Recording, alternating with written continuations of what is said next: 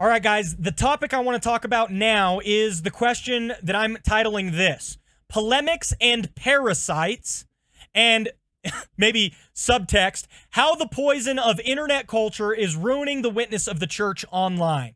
Again, I have some help from Paul Vanderklay on this one. There are some important topics that are discussed in one of his latest videos that I think are going to aid us in this discussion. Here's essentially where I'm going in this video, okay? There is kind of like an internet culture out there that really leans heavily into finding an enemy to attack and attacking them with all you've got. And this goes really well with Christian polemics and the whole spirit of finding the heretics, attacking them, burning them at the stake. We just do it in an online sphere now, okay?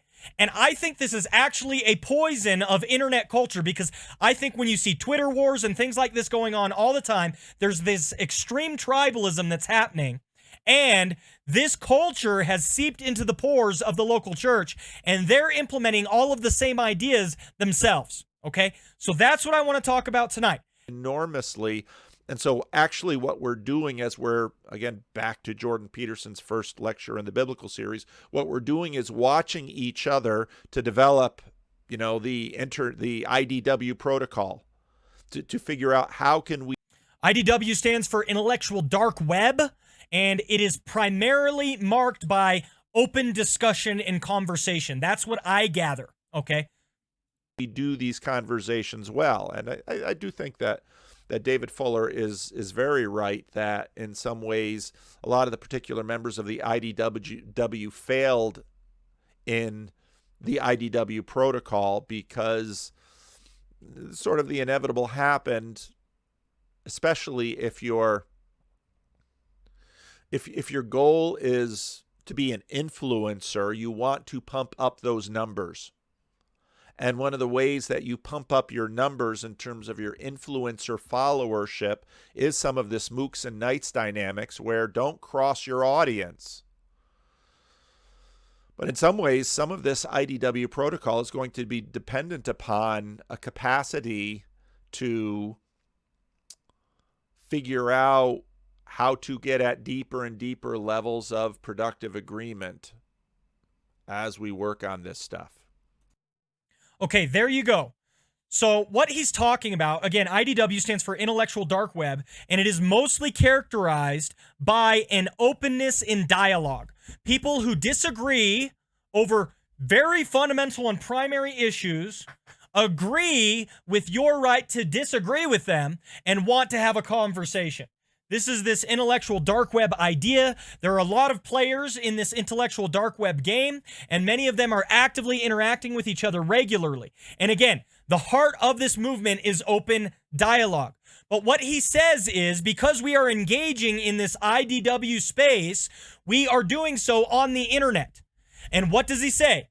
On the internet, you inevitably have this issue of followers coming along. They want you to say certain things. They want you to toe the party line. And if you accede to somebody else who disagrees with you, you have given up your stance, your platform, etc. This is very much an internet idea, okay? I don't know if you heard that in the statement, but he talks about mooks and knights. And I had no clue what mooks and knights were until I brought up this article, okay? This is the Margins Guide to Understanding Online Conflict. Here is how, just a rough breakdown of how internet conflicts happen, okay? There are two essential groups or parties involved, mooks and knights, okay? Let's try to understand the lens. First, you have the mooks. The mooks are the low-level people swiping and scrolling around, just looking for an opportunity to engage. Many people may never notice a mook, but they are, in fact, the key foundation for social media.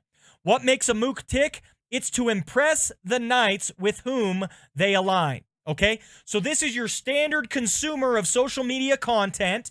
There are certain people they follow. There are certain people they like. There are certain people they align with, and they have identified those people. Those people are their personal knights. Okay, for me, Paul Vanderklay is one of my knights, and I am merely one of the mooks who consumes his content, okay? That is the mooks and knights dynamic. So we have these people, we identify that person, that person, that person. They're my person. They're my favorite. I like them. And so why do I like them? Because they say certain things. They engage in a certain way. They utilize the language and they promote the worldview that I personally resonate with. Therefore, they're my knight and I am their mook. Okay? Now, let's look at the knights. The knights are the big time folks that have made it. They have followers. Their social platform status might be part of their career. You likely know their names, okay? The way they stay on top is by beefing with other knights, okay? A knight identifies another knight and starts to fight them. And then the mooks line up on either side. I got my knights back, you got your knights back, and we get into these internet squabbles, these internet fights, okay? By gaining victory in their high-profile night-on-night beefs, they increase their mook count. I showed him, I owned him, so, boom, I gain more and more mooks to follow me, right? I think this is characterized by, like, the Ben Shapiro meme videos, right? Ben Shapiro destroys college Democrat, right? Ben Shapiro completely annihilates so-and-so, right? Like the titles in those videos. That's classic knight mook behavior, right? And when you sufficiently destroy another knight, boom, you get more mooks. These are the followers. And the followers are what pumps up your base, right? Now, it goes further. This is very interesting. Do the knights even care about the banners they fly? Rao would argue no. They're more concerned with beefing in a way to best catalyze action among the mooks. I don't know if you guys follow some people on YouTube, but every video is like a super, like, try to go viral, try to attack somebody, try to, go after somebody type of idea. Because they're constantly trying to beef with the other knights so they can get more activity amongst their mooks. Why? So they can gain more followers, so they can have more influence, so that they can pull in more ad revenue, on and on it goes. This is the idea of the mooks versus the knights. And again, Vanderklay knew all of this stuff and he just said it. But I tried to, I had to go look for it. I had to try and figure it out. But this is what you have happen online, okay? So the IDW, the intellectual dark web, started with, hey guys, let's have honest conversation, right? Let's have honest discussion. Let's have open dialogue. Okay, cool. But then what happened is these people started gaining followers. Mooks started following them. And certain people started lining up. I follow Jordan Peterson. I follow Sam Harris. I follow Paul. I follow Apollos, right? And so you get all of this lining up with your people, right?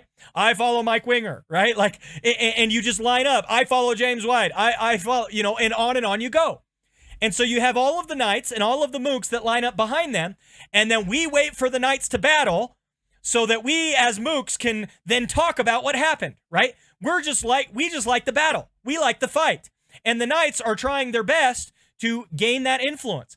So although everybody started with, let's have open dialogue, it ended with, I've got to find people to fight so that my mooks are all happy, because it kind of turned into a business. It kind of turned into an enterprise, okay?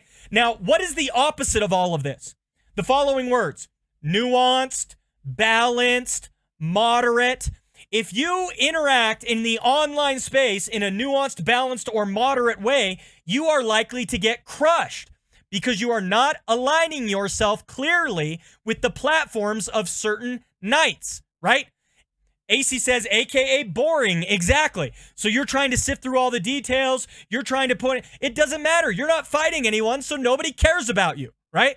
If you're not calling somebody out and saying, let's go to war, then nobody cares about you. No one cares what you have to say. You aren't engaging in the proper knight mook debate, and so nobody cares about your input.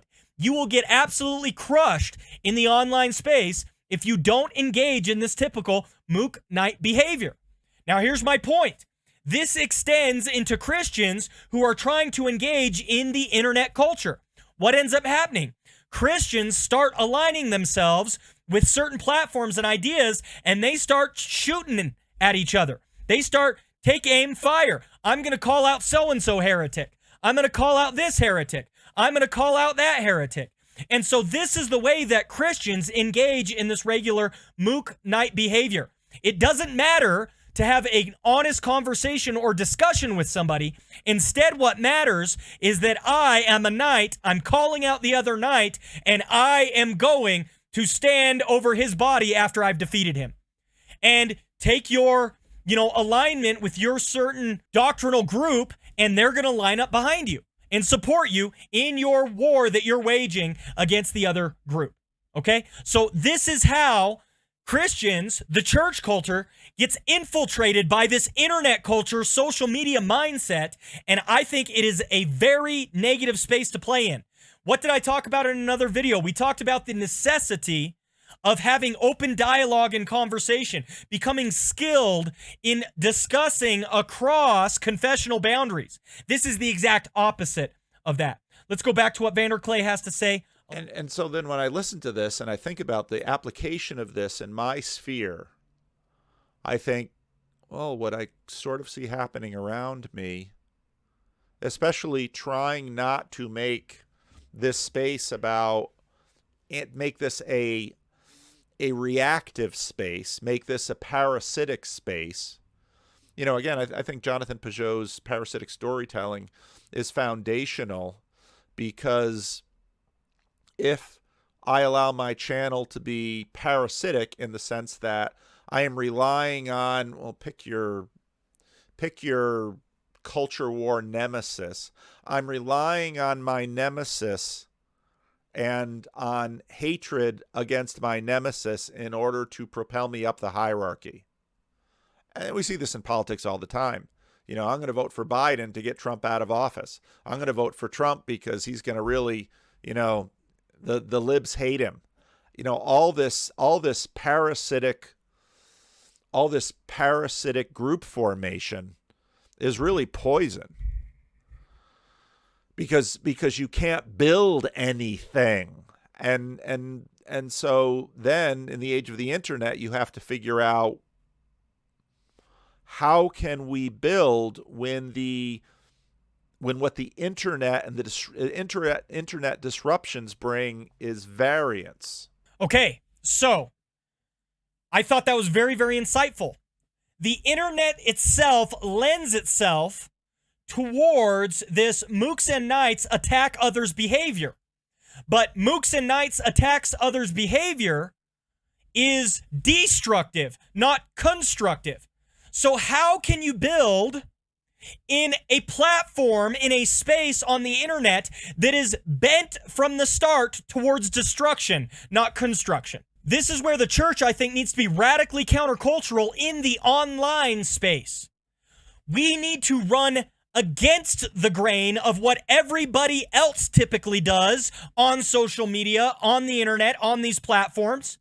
And instead of engaging in attacking, destructive, tear-down behavior, we instead need to engage in constructive, build-up behavior. This is the Christian way.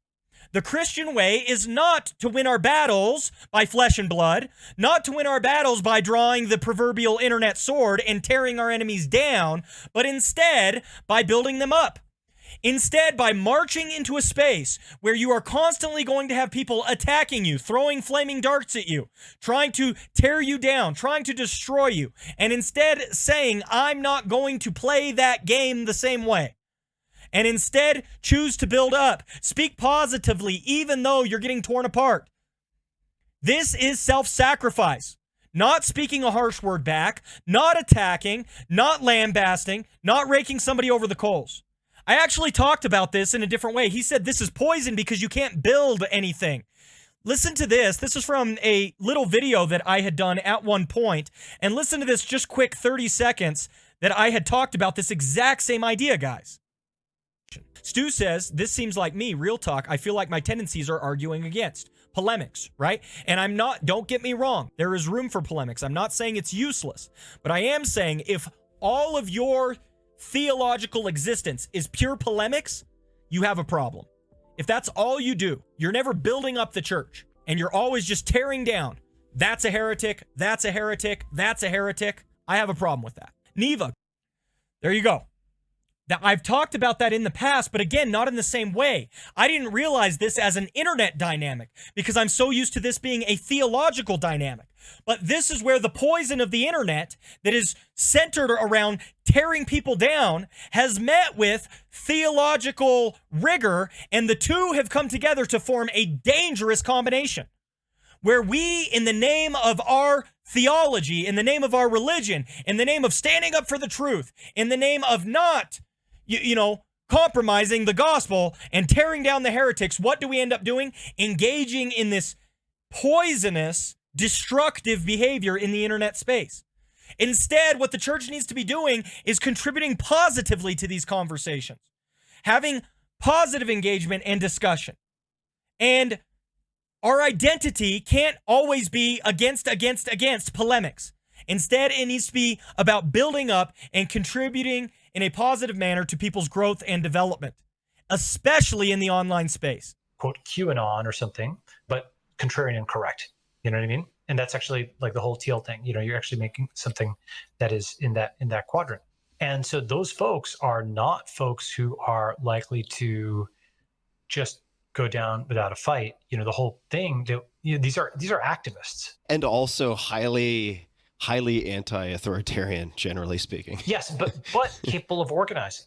So not so it's an important combination, right? The way I describe the community, actually, I mean, this is the best parts of the community. There's all kinds of crazy actors in crypto who I wouldn't endorse, but maybe this is an idealization. Maybe this is the community I want to build. But I think it is fair to say that the best tech folks and the best crypto folks are win and help win, which is actually neither. I agree with that. Yeah. So here's the thing about that, right?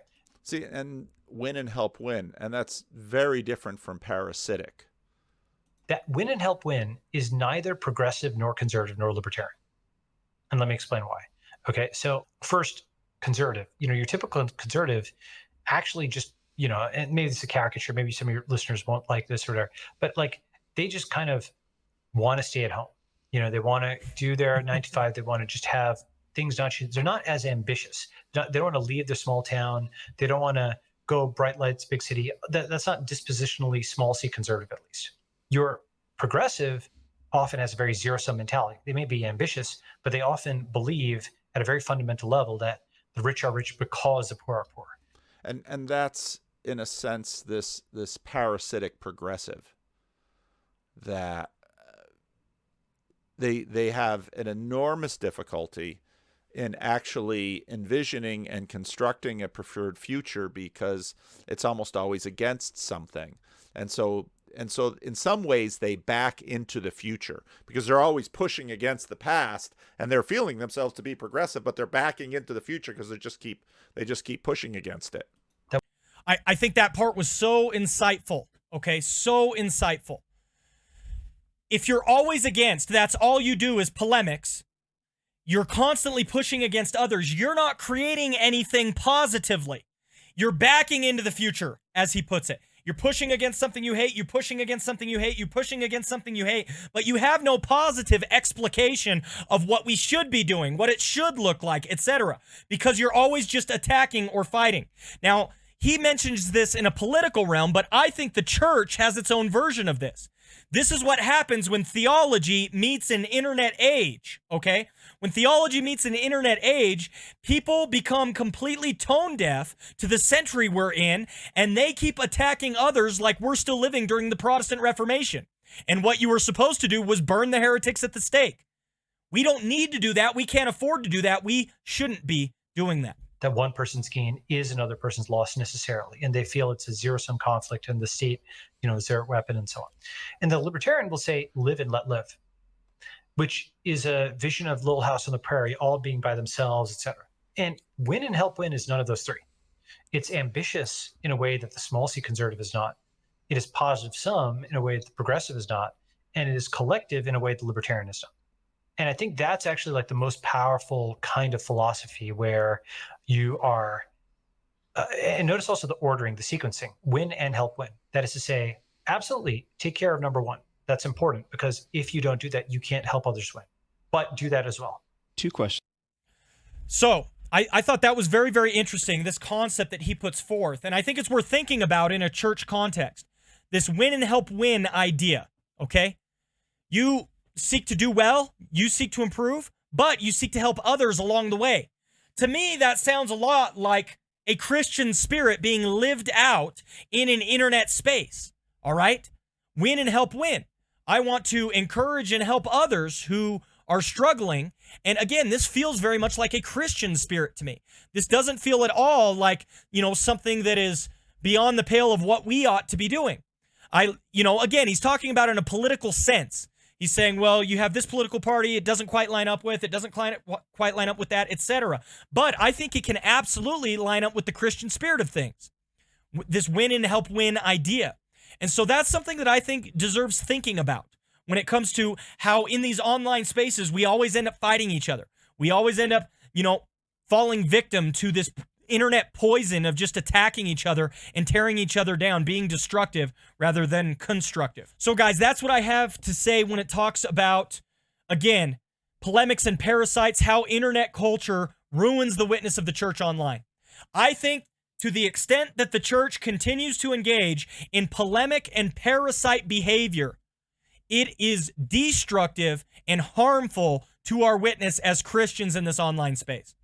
I think instead what we need to be doing as Christians is engaging in open and honest dialogue, and we ought not to be focusing on tearing things down, but instead building things up.